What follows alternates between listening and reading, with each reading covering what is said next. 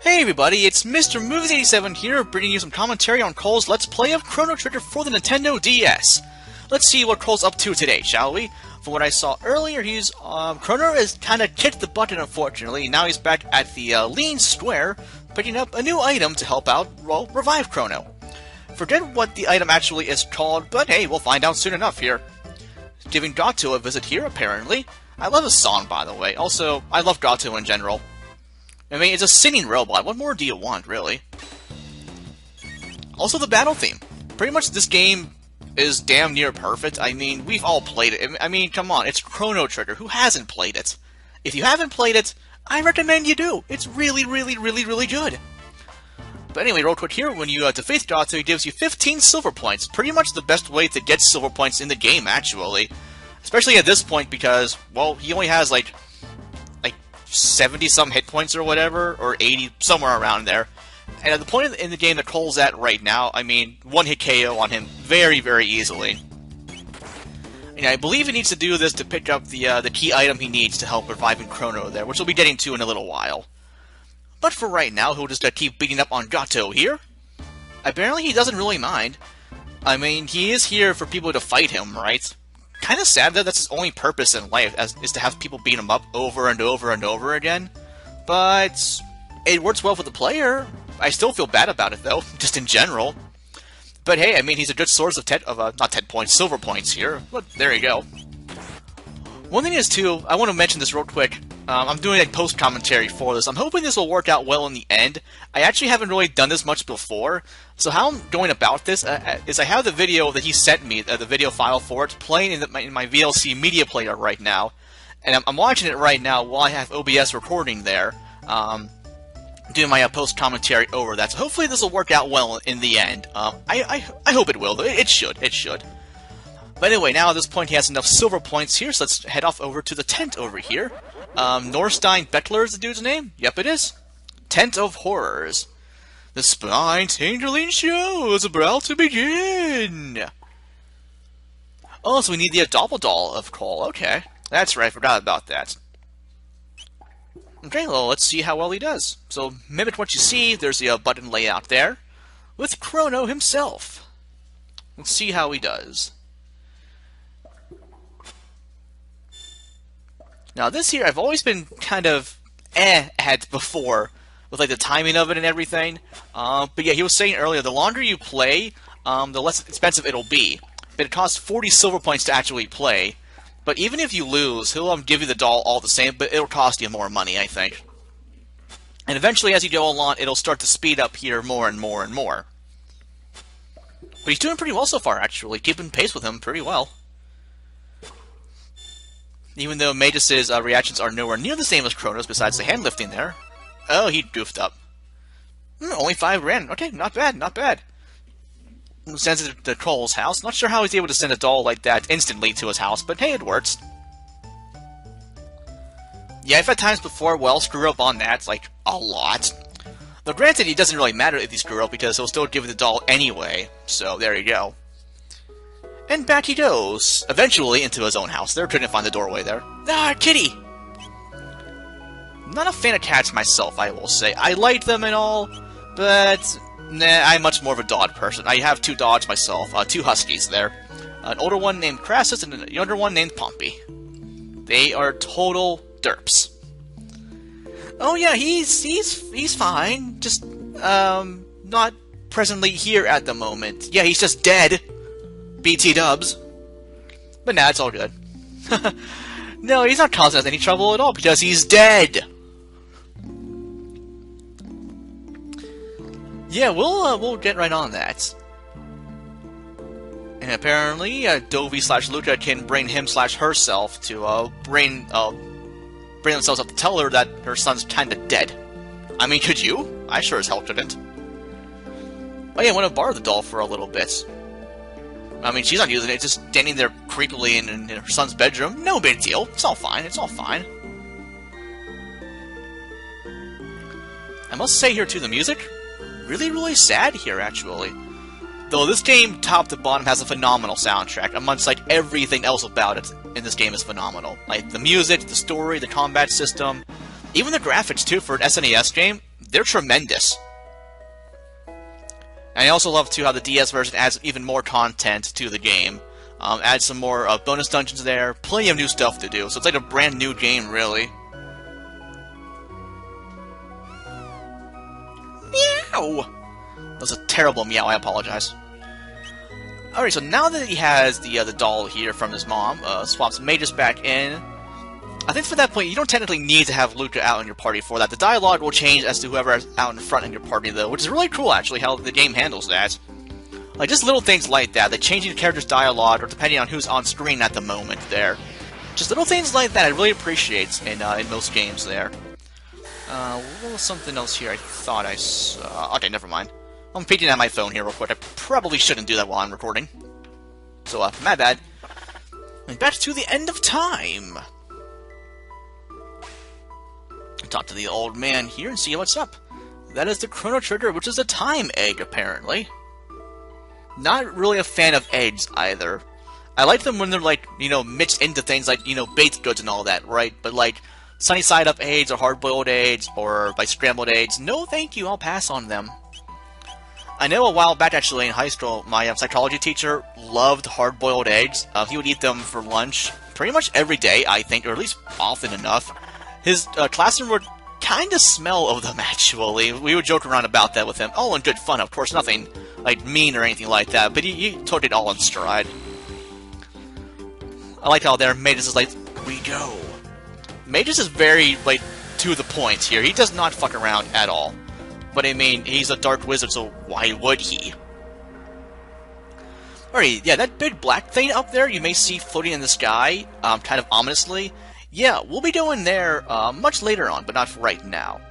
So I think if you try to go there right now, I'm pretty sure the door on it's locked, actually, so don't worry about that for the immediate future. Kind of realize how funny that is because, you know, he's in the future right now. Which is kind of rather bleak, unfortunately. This was 301 years after the Day of Lavos in 1999 AD. And Death Peak can restore life, apparently, or restore the slain to life. Yeah, pretty much playing God. Yeah, not easily invoked, as to be expected there. Well, Chrono's pretty important. I mean, he is the main character of the game. So, I mean, he's pretty damn important, to be sure. Power Dane to hatch the egg. I saw that word earlier, actually. I was recording my Let's Play of Trails of Cold Steel, and one of the characters used that word there. I didn't catch on to what it actually fully means there. I mean, context clues, I could probably figure it out, but I'm not worried about that for right now. Oh, and planted one final program to help us climb the mountain. Yeah, we're going off to a Death Peak next. It's a pretty long area. Pretty tough enemies there, too, actually. One thing of note there, very useful equipment to have, which I'm sure Cole will be grabbing in due time here. Speaking of which, also for the equipment in the game, later on, it's, well, not really a spoiler-ish. It's just a new weapon for Chrono. I mean, everyone has new equipment in the bonus content coming up here. But yeah, he has a new sword. I won't reveal the name, but it gives him a 90% critical hit rate. I'll repeat that, a 90% critical hit rate. It's ridiculous how good that thing is. Also, not only that, it's just damn powerful in general. Oh yeah, by the way, you apparently called the three entities there to aid us there on Death Peak. Oh, asked for a favor. Okay, sure.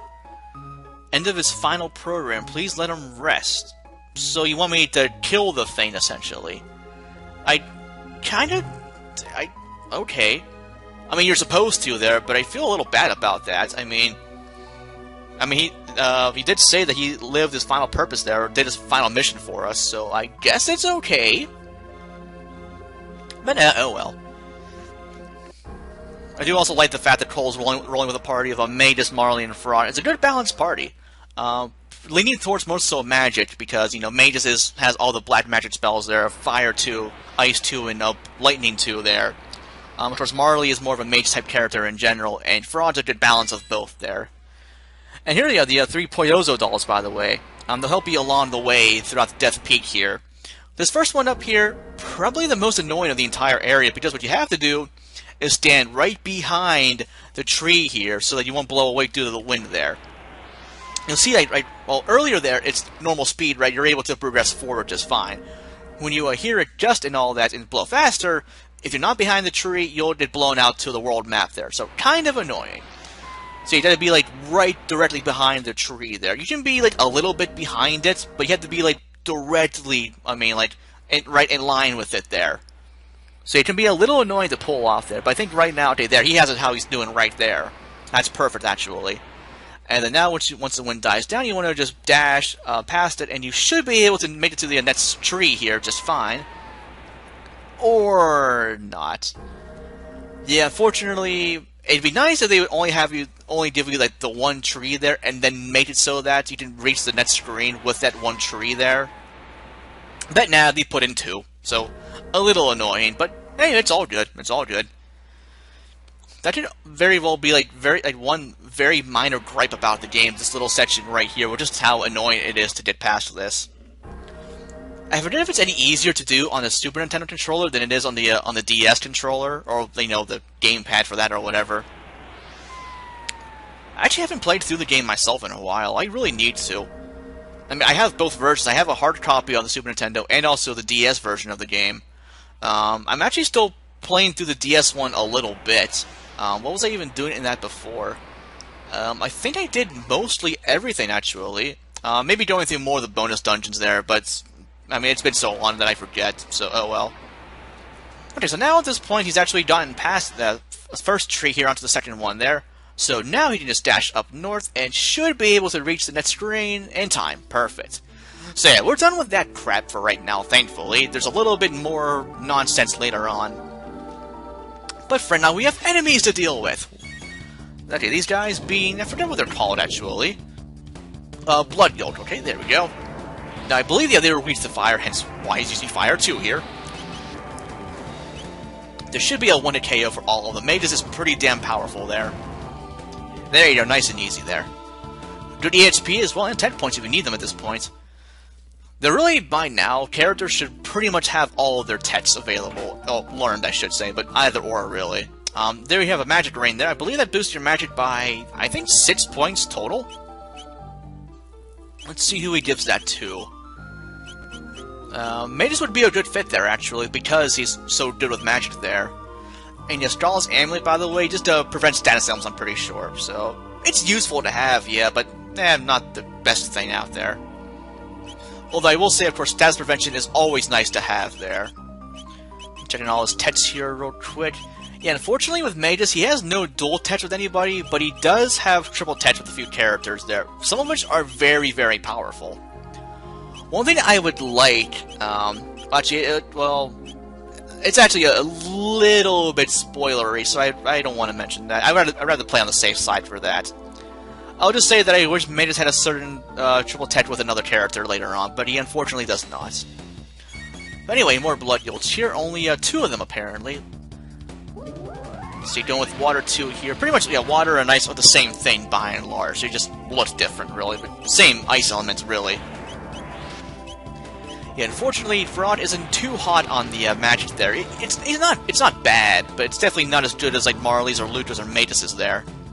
But it's better than like Chrono's or Ayla's for anything else there. So there you go. Okay, doing pretty well so far. Yeah, still have the annoying wind to deal with here a little bit, but yeah, nowhere near as bad as before. I'm pretty sure as far as treasure goes, there's nothing else around here for right now, as I see he's kind of roaming around a little bit for it there.